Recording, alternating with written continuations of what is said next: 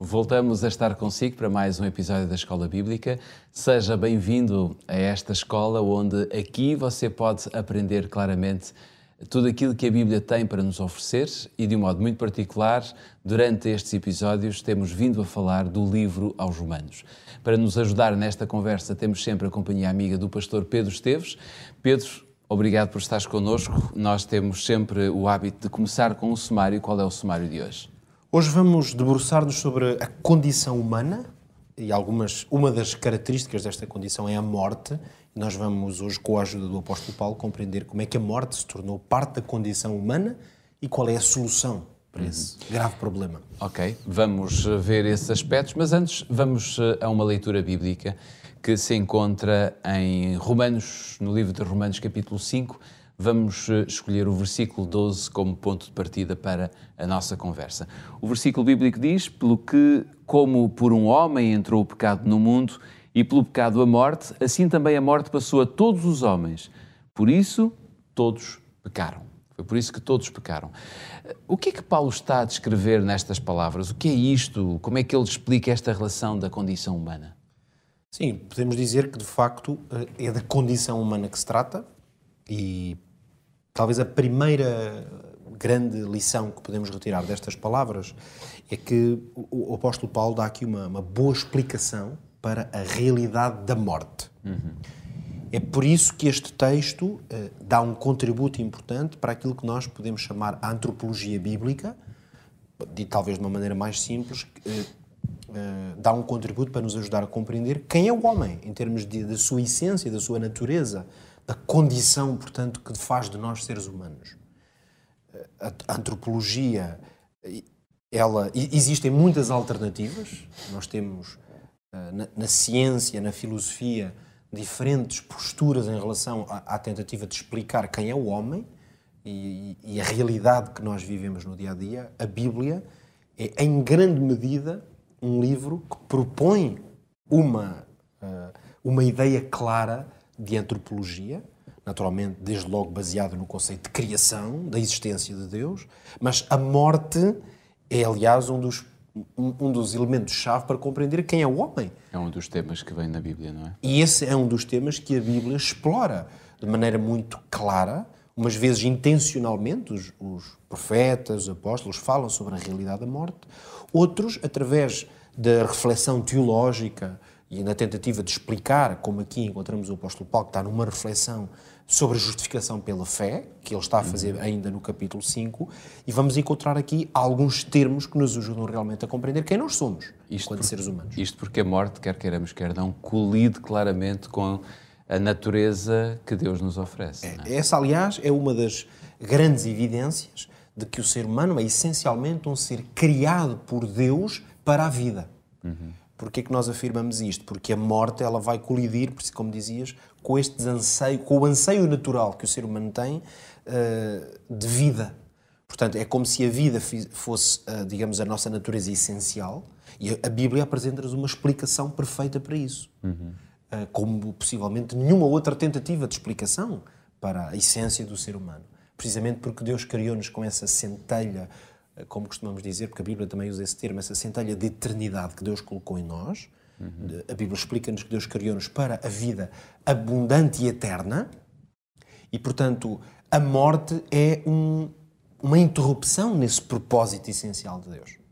Portanto, como o projeto de Deus foi interrompido, porque nós fomos criados para viver para sempre, a morte, em princípio, era algo que nos era totalmente desconhecido. Aliás, por isso, os nossos primeiros pais não tinham o conhecimento da morte. Precisamente porque o que Deus lhes tinha colocado na essência do seu ser, perdão, era essa possibilidade de vida. Obviamente que nós hoje, isto é tudo passado em certo sentido, porque a realidade da morte é mais do que uma evidência, não é? Mas nós continuamos com uma convivência com a morte como se ela não fosse natural. Agora, exceto algumas pessoas que muitas vezes, precisamente porque estão numa condição de doença, por exemplo, ou de profunda, seja depressão, seja outra forma, há pessoas que anseiam a morte. Mas nós reconhecemos que a pessoa a ansiar a morte é uma espécie de exceção, claramente uma exceção ao padrão que nós temos. Mas é interessante ver que a morte vem sempre pelo pecado. Sim. não é? Então talvez fosse bom nós percebermos o que é o pecado, não é? Exatamente. O que este texto nos ajuda a fazer é, lá está dentro desta antropologia bíblica, é agora atribuir a esta realidade que eu tentei descrever aqui, atribuir-lhe uma origem, uma razão de existir também, uma explicação. Ora, a explicação que a Bíblia, e nomeadamente o apóstolo Paulo, nos apresenta, qual é? Existe uma relação entre morte e pecado. Okay? Não se podem separar estes dois conceitos. E qual é a explicação? O pecado é essencialmente um afastamento de Deus e da sua vontade. Por isso é que quando o apóstolo diz que por um homem entrou o pecado no mundo e pelo pecado a morte, nós sabemos que ele está a fazer uma referência a um personagem, a um homem em concreto, Adão, e Adão é por isso, e a experiência de Adão, elas são muito importantes para nos ajudar a compreender esta explicação. Porque nós conhecemos a narrativa, a história, sabemos o que aconteceu. Então, o pecado entrou, por um homem entrou o pecado no mundo e pelo pecado a morte. Então, como é que este homem pecou? Afastou-se da vontade de Deus. Foi essencialmente isso. Deus disse-lhe, esta é a vontade, esta é a minha vontade, anda nela. A partir do momento em que Adão e Eva se afastaram dessa vontade, automaticamente o pecado passou a fazer parte da sua realidade. Ou seja, de alguma maneira, diz que por um todos pecaram. Sou eu, por exemplo, obrigado a assumir uma condição que no fundo eu não participei? Pois essa seria a dúvida que nós poderíamos levantar. Alguém poderia afirmar, vamos dizer assim, que deste ponto de vista há uma injustiça no sistema. É como se esta proposta de antropologia bíblica, que é a explicação de porque é que nós existimos com esta tendência para a morte, nós já nascemos e começamos um ciclo que nos vai levar à morte, como se há uma injustiça, claro, fazendo nós fé naquilo que a Bíblia nos ensina, então nós devemos, a partir daí parece haver uma injustiça, porque a culpa de um, digamos, é que se introduziu na experiência de todos. Como se, ou seja, eu recebo a condição de mortalidade de forma hereditária, sem que eu tivesse contribuído para o fazer. Naturalmente que a explicação que a Bíblia nos dá para isto é muito clara. Talvez não seja aquela, não é uma explicação do ponto de vista racional ou criar um argumento que prove que, na verdade, nós também somos culpados, por seja o que for. O apóstolo Paulo e a Bíblia, de uma forma geral, dá-nos a resposta dizendo o seguinte: isso aconteceu, mas a possibilidade de vida, de restabelecimento da vida, acontece exatamente segundo a mesma lógica. Por isso é que o contexto desta explicação que estamos a dar aqui é o da justificação pela fé. Algumas pessoas poderiam dizer, mas porquê é que este texto, esta reflexão aqui sobre morte e pecado num contexto de justificação pela fé? Muito simples. Porque tal como, aparentemente, vamos dizer assim, é injusto este facto essencial da vida humana, de que o primeiro ser morreu e agora eu também estou condenado à morte por causa daquilo que ele fez, portanto uma morte hereditária, é exatamente injusto na mesma proporção que o acesso à vida eterna me seja dado através da morte de um. Esse sabemos que é Jesus Cristo. Portanto, Adão comunica morte, é como um legado, Jesus Cristo comunica vida. Por isso é que a Bíblia vai falar, a partir do momento em que Jesus Cristo entra nesta equação, a Bíblia passa a falar da primeira e da segunda morte. Porque Adão só nos condenou à primeira morte.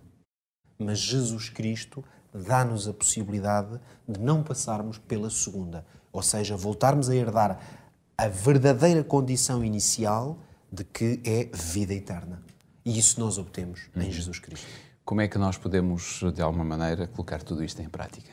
Nós percebemos que a vida e a morte, o acesso a uma e a outra, estão relacionadas com escolhas.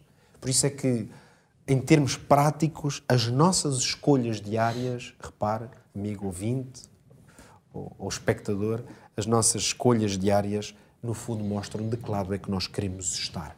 Por isso eu lembro-lhe as palavras do servo Josué que dizia: escolhei hoje a quem sirvais, se do lado da morte, se do lado da vida. Fica aqui então o desafio de você poder escolher também, porque não são apenas aqueles que já viveram, aqueles que tinham a necessidade de escolher, você também tem que escolher. Escolha o melhor lugar para estar, para que Jesus possa abençoar a sua vida. Quanto a nós, já sabe, voltamos no nosso próximo episódio. Até lá.